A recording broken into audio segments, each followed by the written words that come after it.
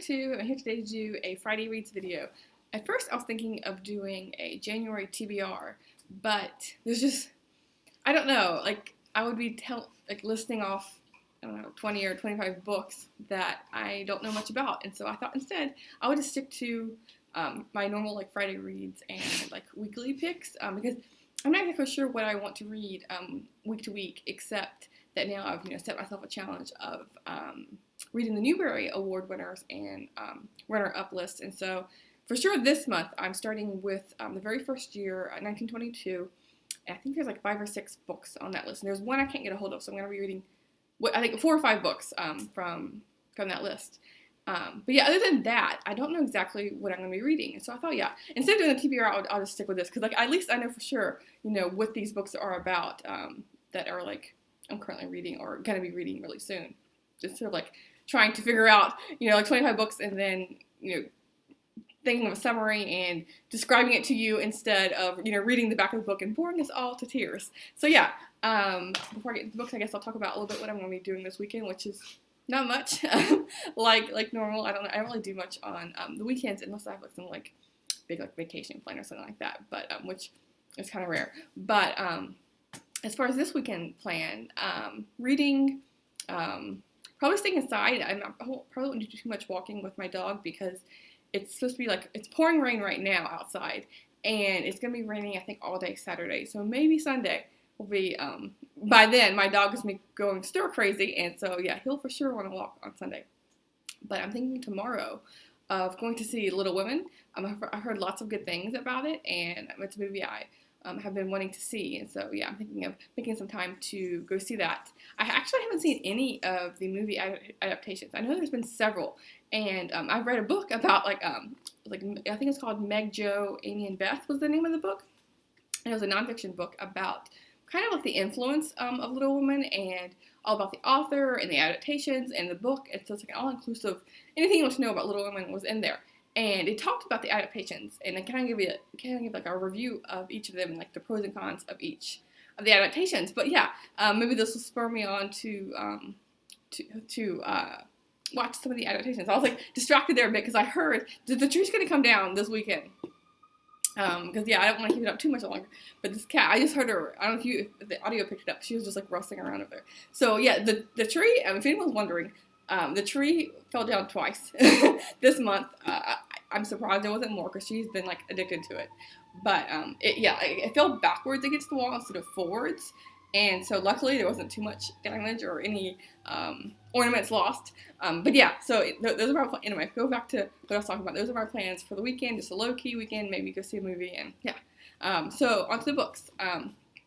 So talking about the books I'm currently reading. This is a library book, Tailing a Tabby by Lori Cass, and this is, what's the name of the series of it? It lists it. It's a bookmobile cat mystery, and this is book 2 in the series. I read book 1 earlier in early 2019, and this one, yeah, that was like Lending a Paw, and this is Tailing a Tabby. It's about a woman in kind of northern Michigan, like in the country area, where it's lots of like summer tourists. She runs a bookmobile, and she came from like an affluent library, and so when she moved to this town, they didn't have a lot of money, and so, or at least according to her boss, there's not a lot of money, and so he's a very like penny pinching man, but she manages to have a fundraiser and was able to have this bookmobile. Because it's a very very expensive to have. So she wants to reach all of it's such a small town. She wants to reach everyone in the town, but so there's this constant conflict with him, which is like kind of like the humor in it. And so unbeknownst to him, this penny pinching boss, this cat has decided to be her library assistant, and so the cat kind of like chimes in whenever she's making a comment. The cat will go meow, or like he'll point. That's something to kind of like help her solve the mystery. Like, he'll stumble upon this like envelope that went under like a table or something, and he'll like play with it. She's like, oh, what is that? And so that kind of like helps her along in the mystery. And in this one, she is going about her route in the bookmobile, and she comes across someone who's like waving her down, and it's someone who's had a stroke, and so his wife is waving her down to come and help. So she doesn't know these people beforehand, but they turn out to be a really wealthy couple, and so there's something goes on with them, and so she's helping her newfound friends in the mystery. But yeah, this is a nice series, and so I thought it'd be a good way to start my weekend. And then going on to some of the other books I've started. This is Sweetland Stories by E.L. Doctorow. And again, I've turned it down, but it keeps going back up. I need to fix this auto correct thing. But this is a short story collection, and I've been reading one a day, and I just started yesterday. So I'm going to be reading short story 2 sometime today or tomorrow. And these lights are like bugging me. And so in this one, the first one I read was about a couple, a mother and a son who are on the run, but you don't initially know that. It's they're in Chicago, and so they decide to go out on the plains and make a new country life there. But the nephew's he's kept in the dark quite a bit on what exactly is going on. It's like, why did we move? We had a really good life there. But yeah, it's a really interesting story with lots of twists and turns, completely unexpected. So it ended with a bang, and I've heard a lot of good things about this author. And so there's quite a few of his books that are on my TBR, and so yeah, I'm happy to get to these. And each story is set in a different part of America. So in the description, it talked about it goes to Alaska, goes to the mountains, goes all over the place. And so the first one was Chicago, and we'll see what this book has in store. I think there's like 5 or 6 short stories. So there's not that many in here, but his writing is just phenomenal. And then another book that I'm in the middle of is Marie Ferrarella, is Innkeeper's Daughter. You can see that. Oh, this glare is just bad. Maybe, kind of, sort of. Okay, I'm gonna see if I guess I'll hold it like this.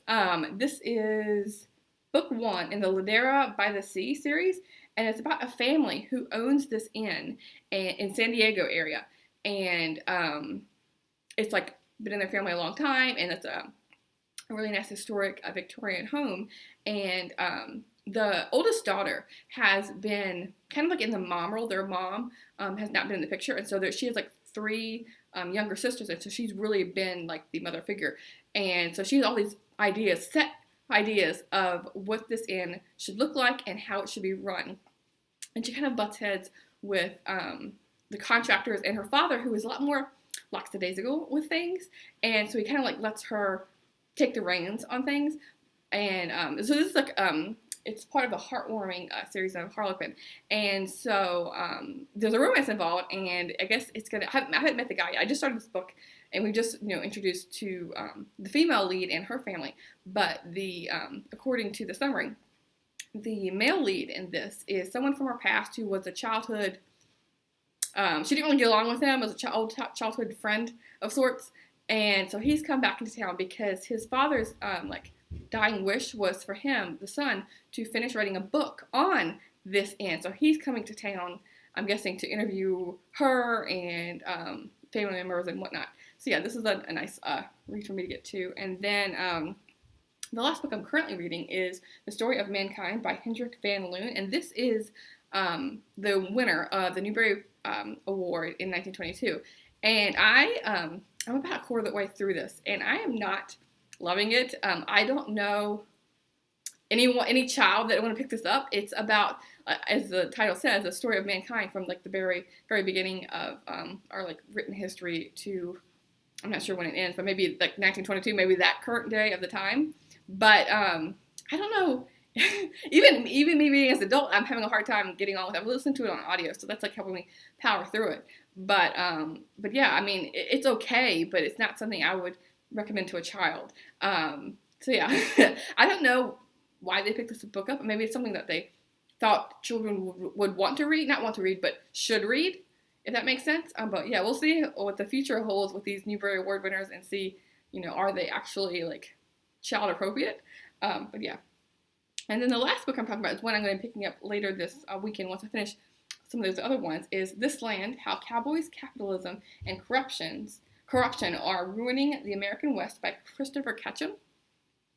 And this book I've been meaning to read for a while, and it came through on my library, so I thought I would go ahead and read it now. And this is, again, as the title says, it's all about how a lot of the West, the majority of the West, is owned by the federal government, and so how it's been, like it says, corrupted by capitalism and like a lot of like in the environment, and how it's been poorly managed, and what's the future going to be, and so we'll see how this goes.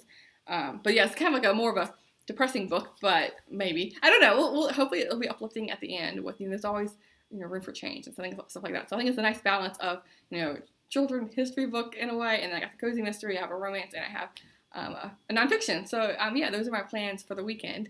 But yeah, thanks. I'll see you soon, book 2.